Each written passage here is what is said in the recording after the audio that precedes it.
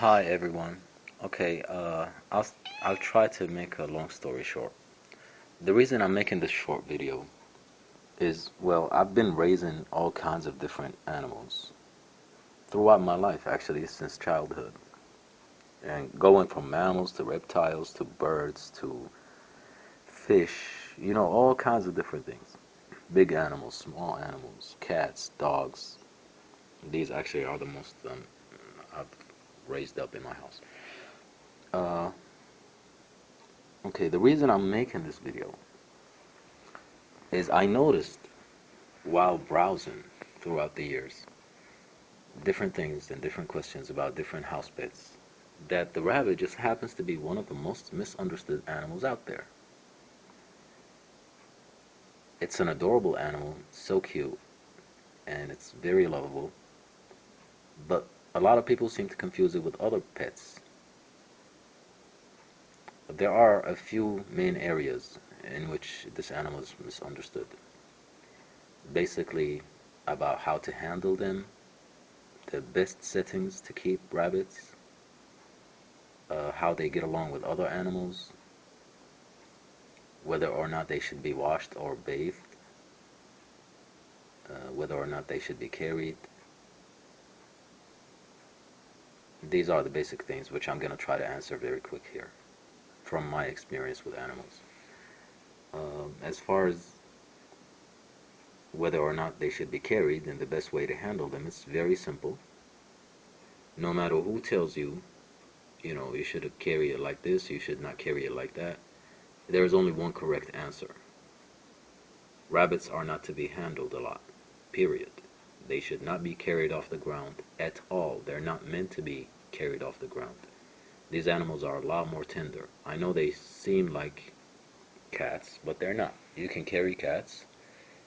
You can even horseplay with them a little bit, and dogs, but not rabbits. They're a lot more tender to the touch. They get affected by things very easily. So many things that you wouldn't think hurt them actually do. Uh, so your handling them should never go beyond brushing your hand against their fur like this very gently, scratching them very slightly, and that's about it. That should be the limit of your handling your rabbits.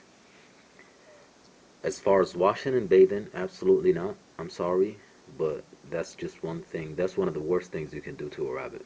It cleans itself very efficiently and it knows best how to do that, so just let it do that.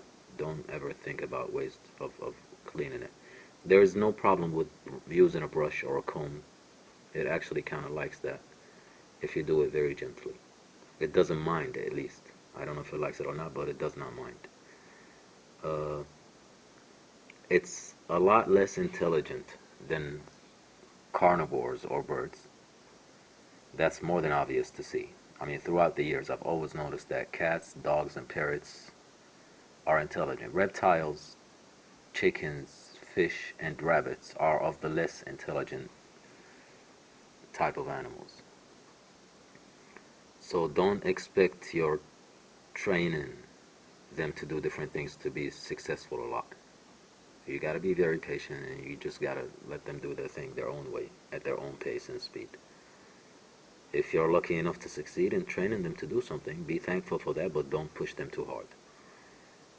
As far as the setting and the environment, best for rabbits, best suited for rabbits, even though I have it inside right now, but I cannot honestly say that's better than the outside. I've noticed every time I kept it outside for periods of times, it flourishes better. It becomes more proactive and playful and jumps around a lot. It just seems physically clearly happier outside, provided that enough protection is ensured for it though.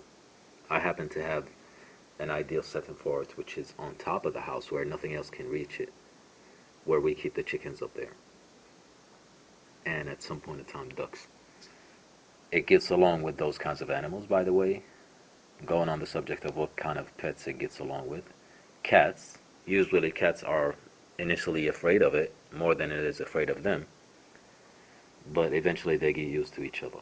The only thing you got to consider if you want to join rabbits and cats is the relative size difference.